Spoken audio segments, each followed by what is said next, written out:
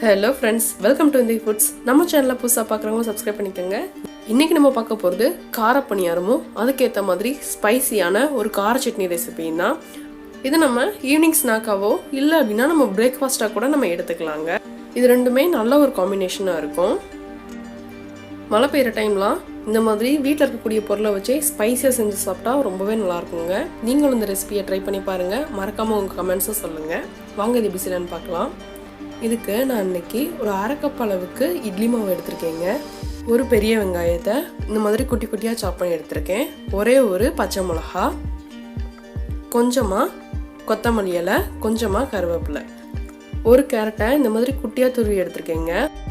1/4 teaspoon அளவுக்கு சீரகமும் 1/4 teaspoon அளவுக்கு மிளகும் எடுத்திருக்கேங்க. மிளகை லைட்டாக இந்த மாதிரி பொடிச்சு வச்சுருக்கேங்க.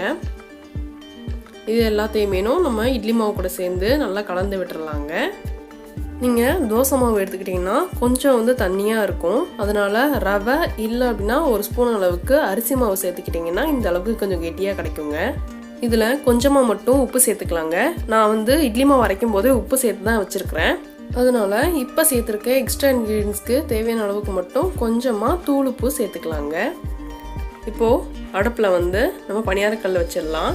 இதில் ஒரு ஸ்பூன் அளவுக்கு நல்லெண்ணெய் எல்லா குழிலையும் படுற அளவுக்கு விட்டுக்கோங்க. ஒரு 1/4 டீஸ்பூன் அளவுக்கு கடுகு எல்லா குழிலையும் சேர்த்துக்கலாங்க. எல்லா குழிலையும் சேர்த்தே 1/4 டீஸ்பூன் தாங்க. கடுகு நல்லா பொரிஞ்சதுக்கப்புறமா நம்ம ரெடி பண்ணி வச்சுருக்க மாவு சேர்த்துடலாங்க. எண்ணெய் நல்லா சூடாக இருக்கணும். அப்படின்னா தான் நம்மளுக்கு இந்த மாதிரி பொஃப்னு கிடைக்குங்க.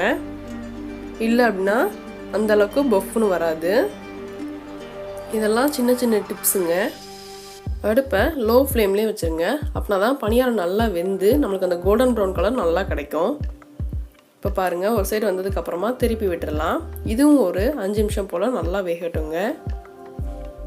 இதை அப்படியே எடுத்துடலாம். ஆனால் நான் வெந்துருச்சுன்னு உங்களுக்கு காட்டுறதுக்காக லைட்டாக திருப்பி விட்டுருக்கேங்க. கடுகு ஆப்ஷனல் தாங்க. விருப்பப்பட்டீங்கன்னா சேர்த்துக்கலாம். சேர்த்தா டேஸ்ட் இன்னும் கொஞ்சம் நல்லாயிருக்கும். அதுக்காக தாங்க சேர்த்துருக்கோம். அடுத்தது நம்ம சட்னி ரெடி பண்ணிடலாம். இதுக்கு 15 பல் அளவுக்கு சின்ன வெங்காயம், 5 பல் அளவுக்கு பூண்டு, 7 வரமிளகாய், ஒரு பிஞ்ச் அளவுக்கு பெருங்காயத்தூள், 2லேருந்து 3 தக்காளி, ஒரு சின்ன நெல்லிக்காய் சைஸ் அளவுக்கு புளி, அவ்வளோதாங்க இதுக்கு தேவையானது. பெருங்காயத்தூள் நான் வீட்டிலேயே அரைச்சி வச்சது. நீங்கள் வேணால் கடையில் வாங்கினதும் யூஸ் பண்ணிக்கலாம். இப்போ ஒரு குக்கரில் ஒரு ஸ்பூன் அளவுக்கு நல்லெண்ணெய் சேர்த்துக்கலாங்க. இதில் நம்ம எடுத்து வச்சிருக்க பொருட்கள் எல்லாத்தையுமே ஆட் பண்ணிக்கலாம். இந்த சட்னி கொஞ்சம் ஸ்பைசியாக தாங்க இருக்கும். உங்களுக்கு வேணும் அப்படின்னா வரமிளகாயை கொஞ்சம் கம்மி பண்ணிக்கோங்க. தக்காளியும் அதிகமாக சேர்க்காதீங்க. 2லேருந்து 3 மட்டும் சேர்த்துக்கலாங்க. இந்த ரெசிபிக்கு தேவையான அளவுக்கு உப்பும் இப்போயே சேர்த்துக்கலாம். இதில் நம்ம கொஞ்சம் கூட தண்ணி ஆட் பண்ணக்கூடாதுங்க. அவ்வளோதான். இதை லைட்டாக கலந்து விட்டுட்டு நம்ம குக்கரை மூடி ஒரு 3 விசில் லோ ஃப்ளேமில் விட்டுறலாங்க. பாருங்கள், 3 விசில் விட்டு நான் எடுத்திருக்கேன். தண்ணி நம்ம ஆட் பண்ணவே இல்லை. ஆனால் எவ்வளோ அளவுக்கு தண்ணி இருக்குது அப்படின்னு சொல்லி கீழே நல்லா நல்லா வெந்து வந்திருக்குது. இதை அப்படியே ஒரு மிக்சி ஜாருக்கு மாற்றிடலாம். இதே இப்போ நல்லா ஃபைன் பேஸ்ட்டாக அரைச்சி எடுத்துக்கலாங்க. நம்ம ஏற்கனவே உப்பு சேர்த்தனால அரைக்கும் போது உப்பு சேர்க்க தேவையில்லைங்க. இந்த அளவுக்கு ஃபைன் பேஸ்ட்டாக அரைச்சி எடுத்துக்கோங்க. இதை இப்போது தாளிச்சிடலாங்க.